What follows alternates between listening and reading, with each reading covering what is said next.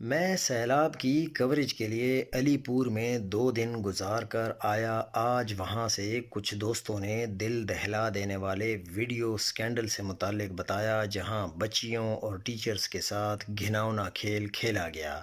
ان کی videos record کی گئیں۔ شرمناک بات یہ ہے کہ اس سارے گند میں ملوث شخص ہدایت علی رضوی، جو آئیڈیل پبلک گرلز اسکول کا مالک ہونے کے ساتھ وہاں کے پریس کلب کا کوئی 10-11 سال سے صدر بھی بنتا آ رہا ہے۔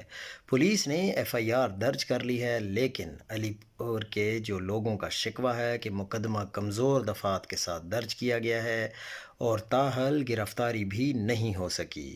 ہدایت رضوی کی مقامی سیاسی اشرافیہ ساتھ تصاویر اور تعلقات کا بھی دعویٰ کیا جا رہا ہے، جس کے بعد شبہ ہے کہ یہ سب اکیلا شخص نہیں کر رہا تھا۔